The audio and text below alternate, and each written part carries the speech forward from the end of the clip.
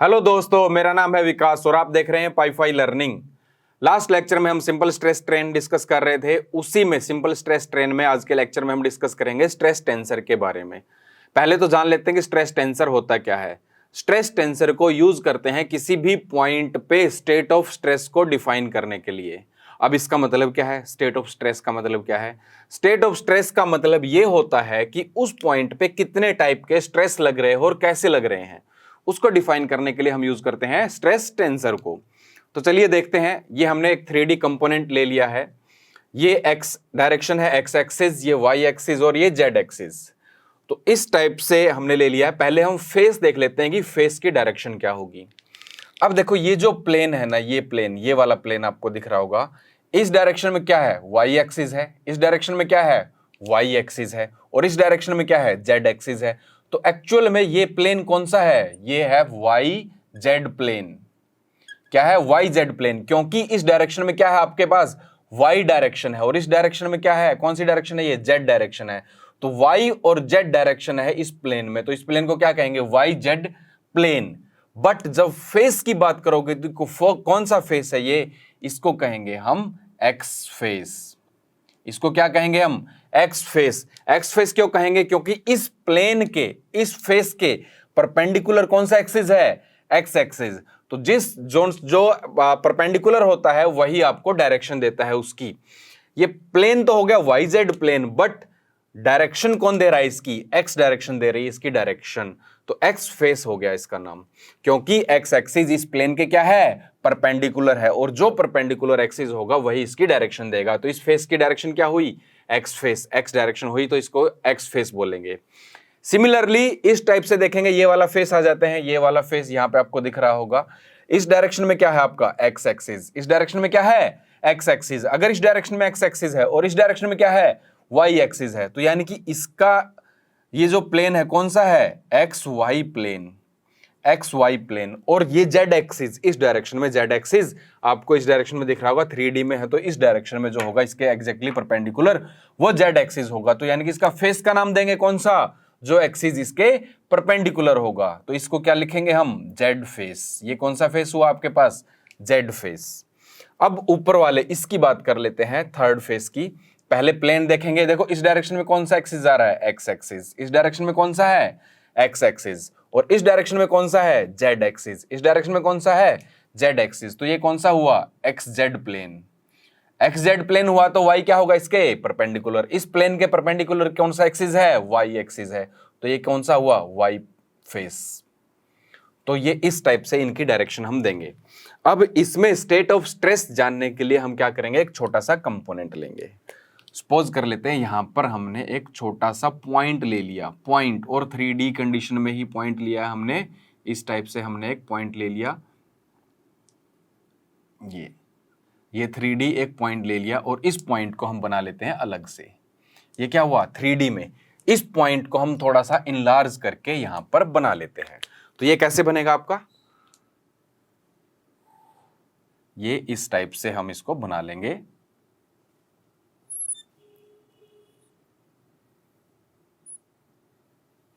ये आपका ये पॉइंट हमने बना लिया यहां पे। इस टाइप से ये पॉइंट बनेगा। अब इस पॉइंट में, इसमें यहां पर आपको ये पता है ये वाला कौन सा फेस है? X face. ये कौन सा फेस है? X face. और ये वाला कौन सा फेस है? ये आपका है वाई फेस। और ये वाला कौन सा है? Z face. Z face. अब देखते हैं स्ट्रेस कैसे लगेंगे यहां पर। स्ट्रेस देखो, अब जब इस एक्स फेस पे और एक्स ही डायरेक्शन में, ये कौन सी डायरेक्शन थी? X direction. एक्स फेस में एक्स ही डायरेक्शन लगती है तो क्या आता है? Normal stress. इसको लिखेंगे हम sigma x x. X face पे एक्स डायरेक्शन में लगेगा सिग्मा एक्स एक्स, और सिंपली इसको सिग्मा एक्स भी लिख सकते हैं। 2 बार एक्स एक्स लिखने की जरूरत नहीं है। ये पहला हो गया। अब इस पे चेक करते हैं। वाई फेस पे ये कौन सा फेस? सॉरी, ये वाई फेस है। ये वाई फेस है और ये आपका जेड फेस है, सॉरी। तो वाई फेस पे वाई डायरेक्शन में, वाई फेस पे वाई डायरेक्शन में जो स्ट्रेस लगेगा वो क्या लगेगा? सिग्मा वाई, या सिग्मा वाई वाई भी लिख सकते हो। फिर यहां पर आ जाते हैं, इस फेस पे और इस डायरेक्शन में, जेड फेस पे जेड डायरेक्शन में जो लगेगा वो क्या लगेगा, सिग्मा जेड। सिग्मा जेड कह सकते हो आप इसको, या फिर सिग्मा जेड जेड भी लिख सकते हो। ये तो हुए नॉर्मल स्ट्रेस, 3 डायरेक्शन में 3 नॉर्मल स्ट्रेस आपके लगेंगे।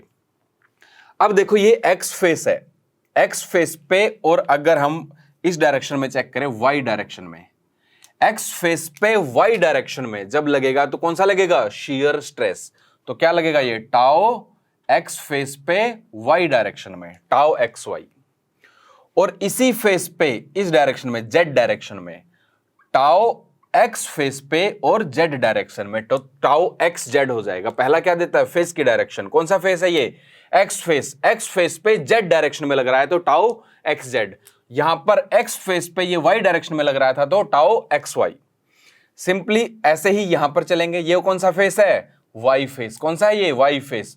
तो वाई फेस पे एक्स डायरेक्शन में लगेगा। ये कौन सी डायरेक्शन थी आपकी, एक्स डायरेक्शन। तो वाई फेस पे एक्स डायरेक्शन में लगेगा तो क्या लिखेंगे इसको, टाउ वाई फेस पे एक्स डायरेक्शन में, टाउ वाई फेस पे एक्स डायरेक्शन में। और इधर अब जब चेक करेंगे तो क्या लगेगा, टाउ वाई फेस पे, और डायरेक्शन कौन सी हो गई है, जेड डायरेक्शन, जेड डायरेक्शन में।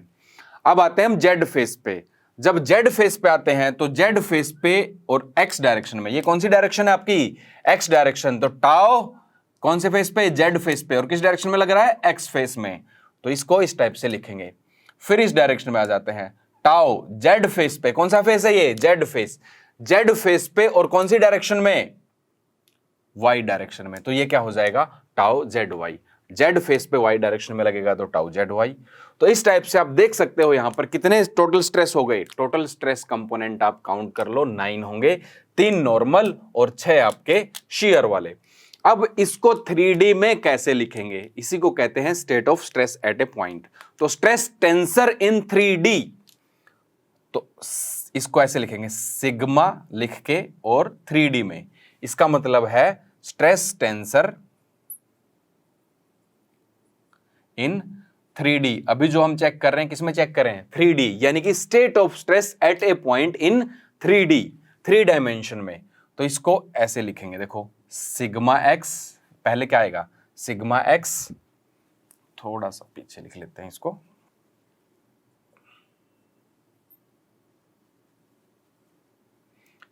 सिग्मा एक्स, फिर आएगा टाउ एक्स वाई, फिर टाउ एक्स जेड, इस टाइप से लिखेंगे।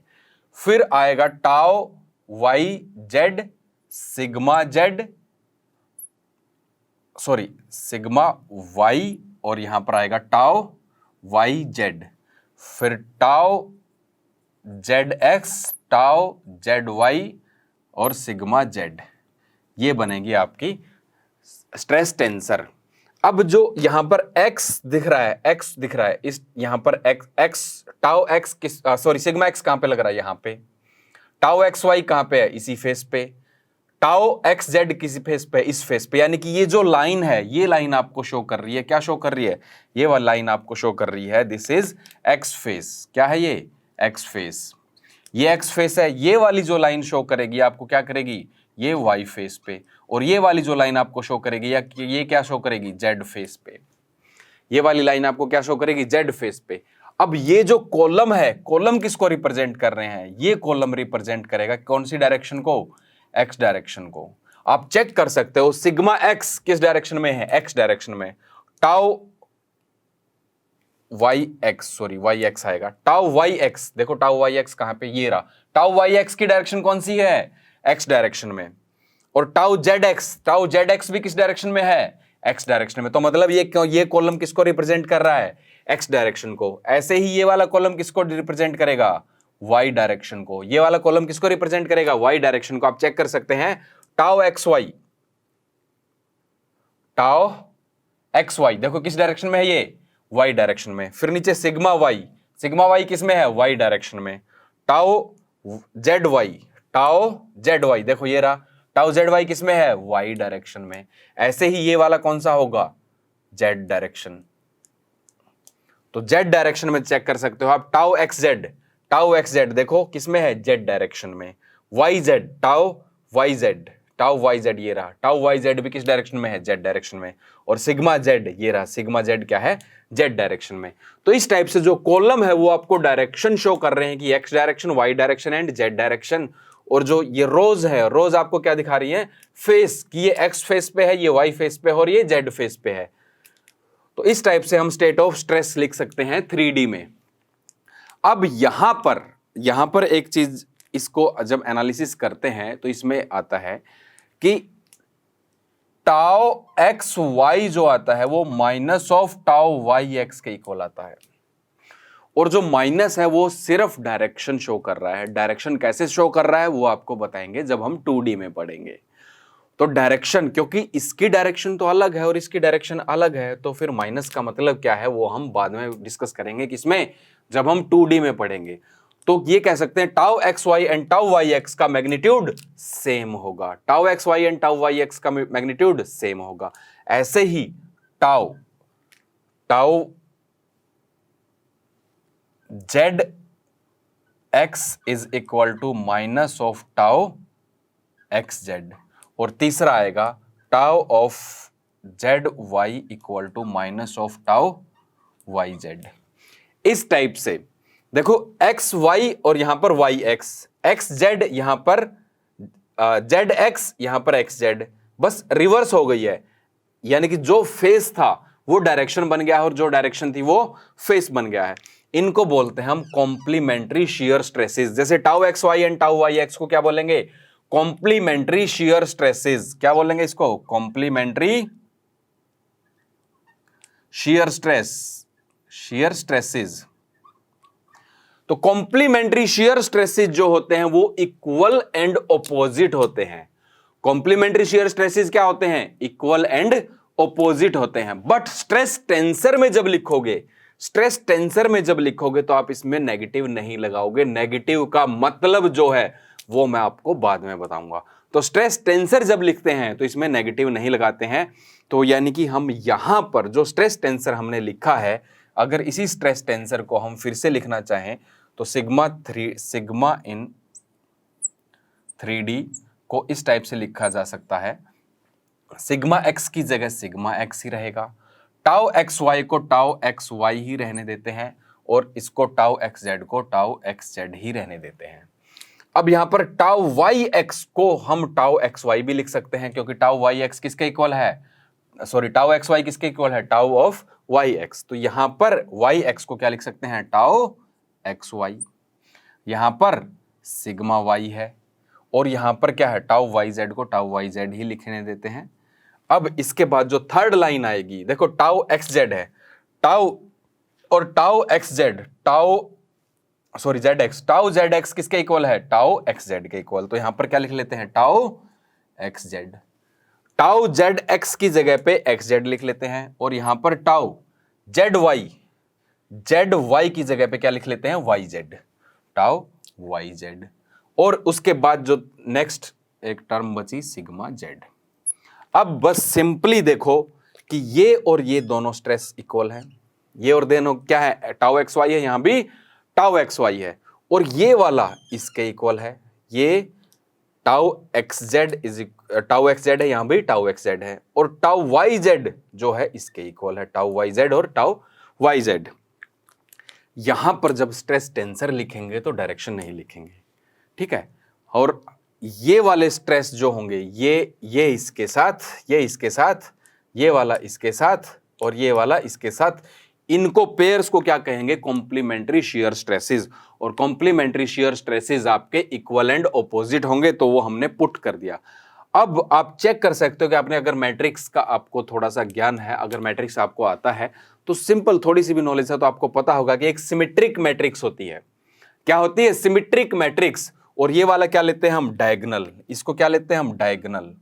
और इस डायगोनल के अबाउट इधर जो है वही इधर है, अगर इधर जो है वही इधर है तो हम इसको बोलते हैं सिमेट्रिक मैट्रिक्स। इस डायगोनल से इधर जो है वही इधर है तो इसका मतलब इसको सिमेट्रिक बोल सकते हैं। तो इस मैट्रिक्स को सिमेट्रिक बोलते हैं। एक ही डायगोनल होता है ये वाला, इधर वाले को डायगोनल नहीं लेते हैं कभी भी मैट्रिक्स में, तो ये एक ही डायगोनल होता है मैट्रिक्स में। और इस डायगोनल के अलोंग ये मैट्रिक्स क्या है, सिमेट्रिक मैट्रिक्स है।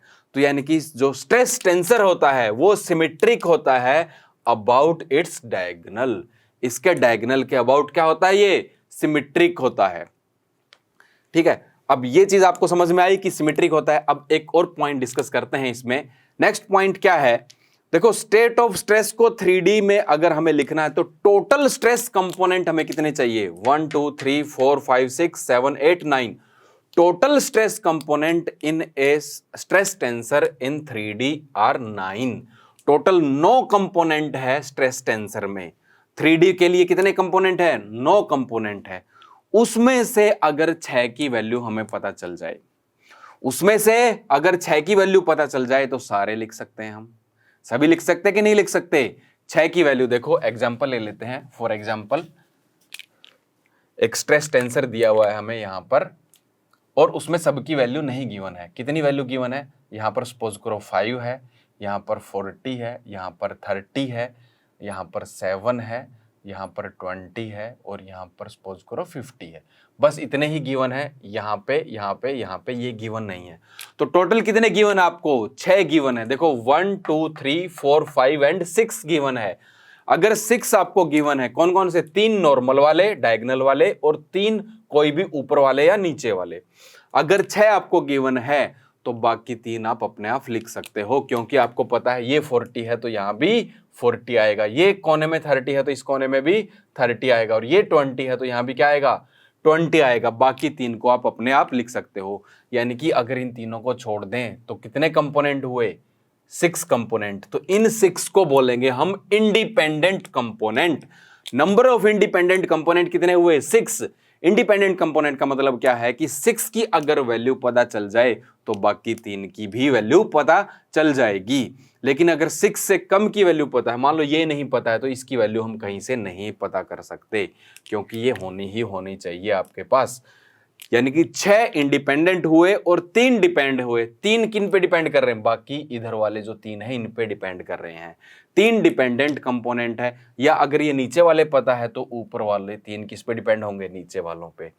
तो टोटल कंपोनेंट 9 हुए, जिसमें से 6 क्या है, इंडिपेंडेंट है। यानी कि 6 की वैल्यू पता हो अगर आपको तो सारा पूरा कंप्लीट स्ट्रेस टेंसर आप लिख सकते हो, कंप्लीट स्ट्रेस टेंसर आप लिख सकते हो।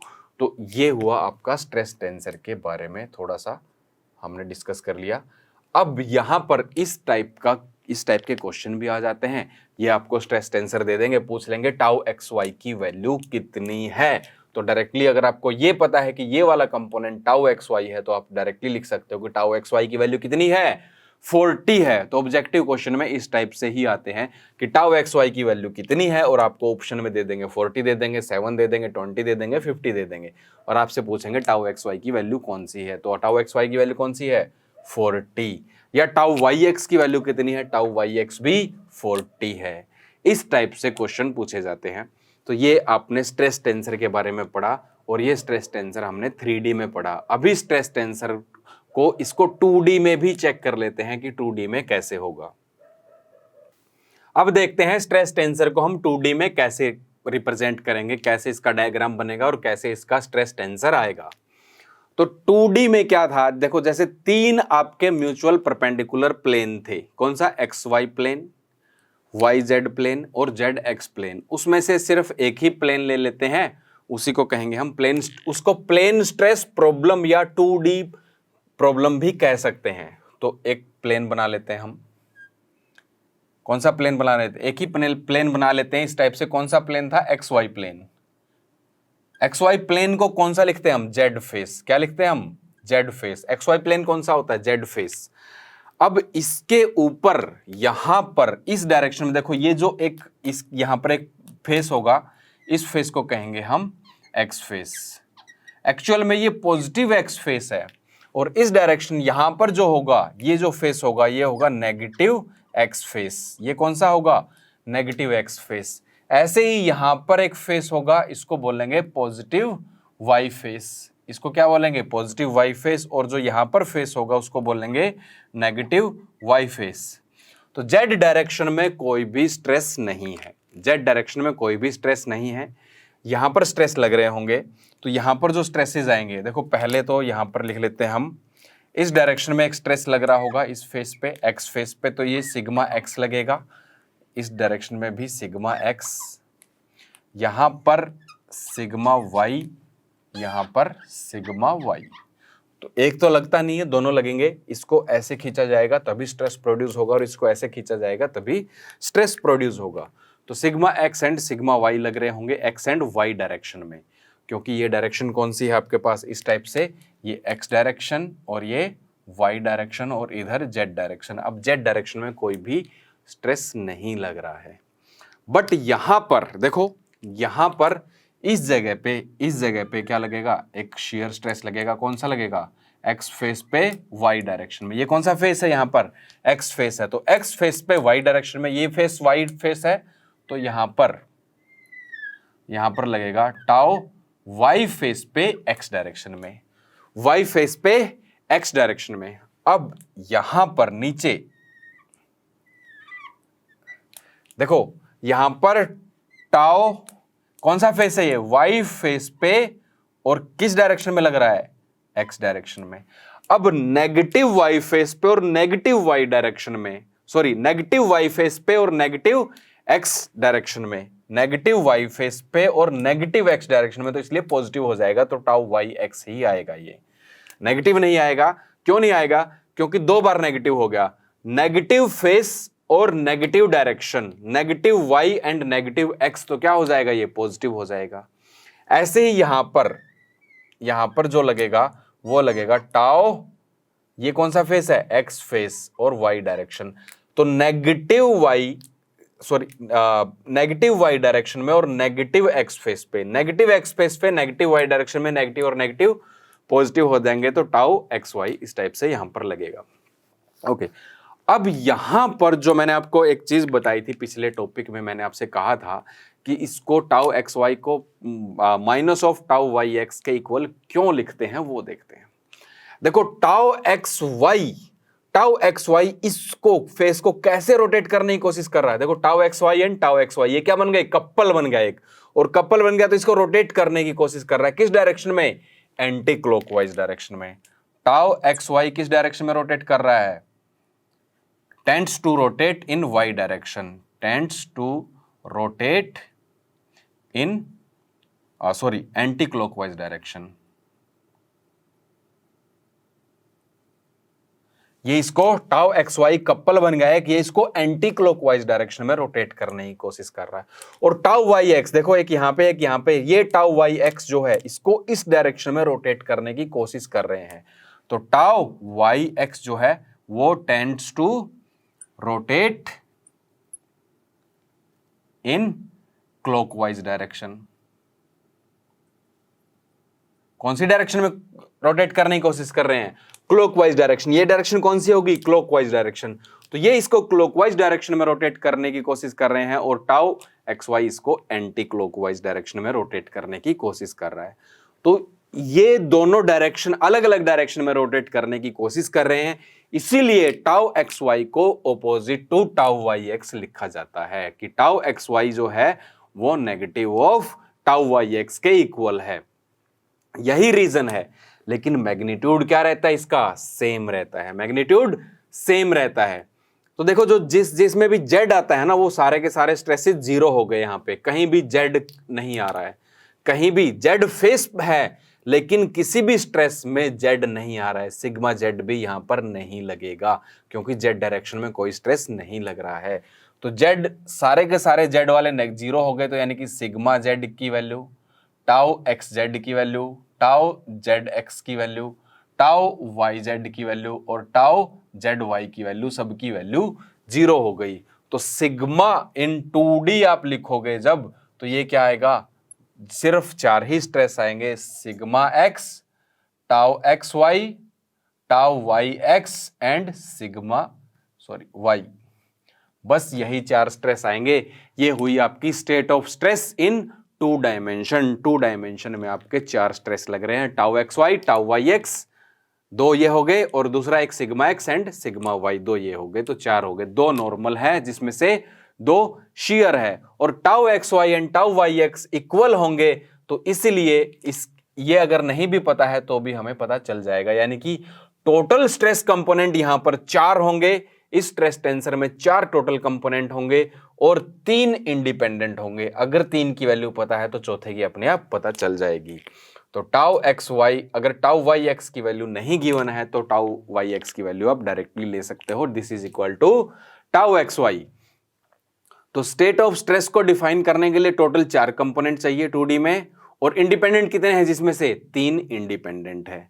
3 कंपोनेंट इंडिपेंडेंट हो गए, तो ये हुई state of stress in 2D। और ये वाला भी इस डायगोनल के अबाउट क्या होगा, सिमेट्रिक होगी। ये वाली मैट्रिक्स भी सिमेट्रिक होगी क्योंकि ये इसके इक्वल है, तो ये वाली मैट्रिक्स भी सिमेट्रिक होगी। तो ये हमने स्ट्रेस टेंसर के बारे में, 2D में जो स्ट्रेस टेंसर होगा उसके बारे में डिस्कस कर लिया है। अब हम स्ट्रेन टेंसर और डिस्कस करेंगे अभी। तो आइए अब डिस्कस करते हैं स्ट्रेन टेंसर के बारे में। देखो स्ट्रेस जो होता है, क्या होता है, stress is directly proportional to strain होता है। Stress directly proportional to strain होता है, कोई सा भी स्ट्रेस हो कोई सा भी स्ट्रेन हो, stress directly proportional to strain होता है। अगर नॉर्मल स्ट्रेस लोगे तो normal stress directly proportional to normal strain, और शियर स्ट्रेस लोगे तो directly proportional to shear strain. अब जब भी स्ट्रेन एनालिसिस की बात आएगी, स्ट्रेस की इक्वेशन अगर आपके पास अवेलेबल है तो आपको स्ट्रेन की इक्वेशन के लिए दिमाग में स्ट्रेन नहीं लेना है। क्यों नहीं लेना है, क्योंकि स्ट्रेन की इक्वेशन जो है वो सिमिलर आएगी स्ट्रेस की। बस आपको रिप्लेस कर देना है, किसको, सिग्मा को रिप्लेस कर देना है एप्सिलॉन से। एप्सिलॉन क्या है, नॉर्मल स्ट्रेन। ये कौन सा स्ट्रेन था, नॉर्मल स्ट्रेन। एप्सिलॉन आपके पास नॉर्मल स्ट्रेन है, और टाउ को रिप्लेस कर देना है गामा बाय 2 से। गामा क्या है आपके पास, शियर स्ट्रेन। गामा है शियर स्ट्रेन। अब ये कहोगे सर ये गामा बाय 2 क्यों किया, इसको हम डिस्कस करेंगे आगे। ये याद रखना, मैं पेंडिंग छोड़ रहा हूं कि tau is equal to gamma by 2 क्यों होता है, गामा से रिप्लेस क्यों नहीं किया, सॉरी इक्वल नहीं, रिप्लेस कर रहे हैं। टाउ को हमने गामा से रिप्लेस क्यों नहीं किया, गामा बाय 2 से रिप्लेस क्यों किया, इसको पढ़ेंगे हम नेक्स्ट या उससे नेक्स्ट लेक्चर में, ये टॉपिक हमारा आ जाएगा। तो इसको आप याद रखना, मैं इसको बाद में एक्सप्लेन करूंगा। अभी क्यों नहीं कर सकते, क्योंकि वो चीज़ हम अभी डिस्कस नहीं कर रहे हैं, इसको बाद में डिस्कस करेंगे। तो ये रिप्लेस कर दो आप सिग्मा को एप्सिलॉन से और टाउ को गामा बाय 2 से, सब कुछ इक्वेशन सेम रहेगी, सिमिलर रहेगी। ऐसे ही जैसे आपकी स्ट्रेस की थी, तो स्ट्रेन इन 3D की इक्वेशन जो स्ट्रेन टेंसर है वो क्या हो जाएगा, सिग्मा एक्स एक्स था, सिग्मा एक्स था यहाँ पे, तो एप्सिलॉन एक्स हो जाएगा। यहाँ पर टाउ एक्स वाई था तो गामा एक्स वाई बाय 2 हो जाएगा। फिर यहाँ पर क्या था, टाउ एक्स जेड था तो गामा एक्स जेड बाय 2 हो जाएगा। फिर यहाँ पर क्या था, टाउ वाई एक्स था तो गामा वाई एक्स बाय 2 हो जाएगा। यहाँ पर सिग्मा वाई था तो अब क्या हो जाएगा, एप्सिलॉन वाई हो जाएगा। यहां पर टाउ वाई जेड था तो अब क्या हो जाएगा, गामा वाई जेड बाय 2 हो जाएगा। यहां पर था टाउ जेड एक्स था तो अब क्या हो जाएगा, गामा जेड एक्स बाय 2।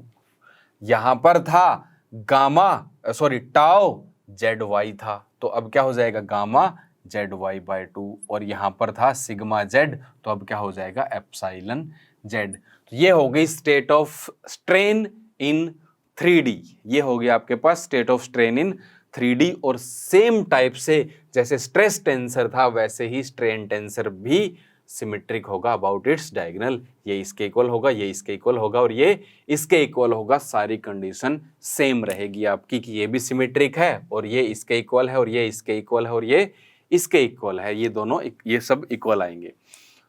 तो ये हुआ आपका स्ट्रेन टेंसर इन 3D। ऐसे ही 2D में अगर आप लिखोगे strain tensor in 2D, but 2D के बारे में थोड़ा सा डिस्कस कर लेते हैं। 2D कैसे था, देखो स्ट्रेस जब 2D में था तो सिंपली 2 डायरेक्शन में अगर स्ट्रेस लग रहा है तो उसको स्ट्रेस इन 2D बोलते थे। बट स्ट्रेन इन 2D का मतलब ऐसा नहीं होता है।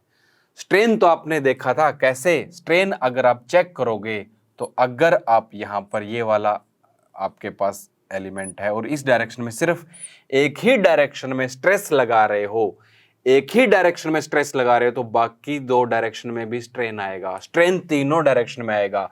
लेंथ अगर इंक्रीज हो रही है, लेंथ अगर इंक्रीज हो रही है तो बाकी दो चीजें डिक्रीज हो जाएगी, बाकी दो डायमेंशन डिक्रीज हो जाएगी। तो इसका मतलब स्ट्रेन तो तीनों डायरेक्शन में आता है, चाहे फोर्स आप एक ही डायरेक्शन में लगाओ और फोर्स तीनों डायरेक्शन में अगर लगेगा तब तो तीन डायरेक्शन में स्ट्रेन आएगा ही आएगा।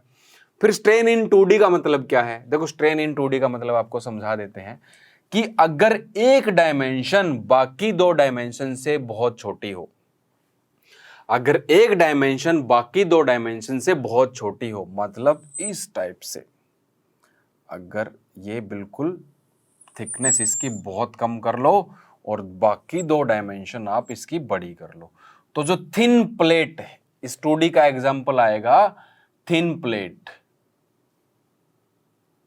थिन प्लेट इस डायरेक्शन में और इस डायरेक्शन में स्ट्रेन की कुछ ना कुछ वैल्यू आएगी, बट इस डायरेक्शन में जहां पर थिकनेस बहुत कम है उस डायरेक्शन में स्ट्रेन की वैल्यू ऐसा नहीं कि आएगी नहीं, आएगी बट नेग्लिजिबल आएगी, नेग्लिजिबल आएगी। आप इसको खींचोगे तो इसकी थिकनेस में ज्यादा फर्क नहीं पड़ेगा क्योंकि ये डायमेंशन बहुत बड़ी है और ये डायमेंशन भी बहुत बड़ी है। तो 2D जब आएगा तो थिन प्लेट इसका एग्जाम्पल होता है। कभी भी 2D में ये नहीं कहना कि थिक प्लेट इसका एग्जाम्पल होगा या जो 3D कंपोनेंट इसका एग्जाम्पल होगा, नहीं। थिन प्लेट में अब किसी भी डायरेक्शन में फोर्स लगा दो, आप किसी भी डायरेक्शन में फोर्स लगा दो तो इस डायरेक्शन में जो स्ट्रेन है वो नेग्लिजिबल आएगा, और नेग्लिजिबल आएगा तो हम उसको 0 मान लेते हैं। बट स्ट्रेस जो होता है 2D में, अगर स्ट्रेस लोगे तो क्या कहोगे कि दो डायरेक्शन में ही फोर्स लग रहा है, तीसरी डायरेक्शन में फोर्स नहीं लग रहा है, तो उस टाइम पे दो डायरेक्शन में 2D स्टेट ऑफ स्ट्रेस उसको कहेंगे। या प्लेन स्ट्रेस प्रॉब्लम में थिक प्लेट आ सकती है, लेकिन प्लेन स्ट्रेन प्रॉब्लम में थिन प्लेट ही आएगी। थिन प्लेट जब आएगी तो उसको कहेंगे हम प्लेन स्ट्रेन प्रॉब्लम है ये। तो इसका आप ध्यान रखना कि थिन प्लेट एग्जांपल है इसका प्लेन स्ट्रेन का। अब इसको 2D में अगर लिखेंगे तो वैसे ही जैसे स्ट्रेस को लिखा था, स्ट्रेस को 2D में लिखा तो स्ट्रेन को भी हम 2D में लिख सकते हैं। 2D में कितने कंपोनेंट आएंगे आपके? 4 ही कंपोनेंट आएंगे। यहाँ पर एप्सिलॉन x, यहाँ पर गामा xy/2, यहाँ पर गामा yx/2 और यहाँ पर एप्सिलॉन y। तो ये आपका 2D में स्ट्रेन हो गया। तो किसी भी स्ट्रेस की इक्वेशन को स्ट्रेस एनालिसिस जो है strain analysis is similar to stress analysis, but आपको क्या करना है? रिप्लेस करना है, सिग्मा को एप्सिलॉन से रिप्लेस करना है और टाउ को गामा/2 से रिप्लेस करना है। तो आप स्ट्रेन एनालिसिस इजीली कर सकते हैं। कोई भी स्ट्रेस में इक्वेशन है, जैसे प्रिंसिपल स्ट्रेस की इक्वेशन होती थी, प्रिंसिपल स्ट्रेस की इक्वेशन हम बाद में पढ़ेंगे और फिर उसमें प्रिंसिपल स्ट्रेन जब निकालेंगे तो उसको भी हम डायरेक्टली रिप्लेस कर देंगे। ऐसे ही तो प्रिंसिपल स्ट्रेन आपका आ जाएगा। तो इस टाइप से हम कर सकते हैं। तो स्ट्रेसेस जो है ये आपने पढ़ा, stress analysis and strain analysis, यानी कि स्ट्रेस टेंसर और स्ट्रेन टेंसर 3D में कैसे होगा और 2D में कैसे होगा, कैसे हम इसको लिख सकते हैं। ठीक है, तो आज के लेक्चर में हम इतना ही डिस्कस करेंगे। बाकी नेक्स्ट टॉपिक के लिए मिलते हैं हम नेक्स्ट लेक्चर में। Thank you so much for watching.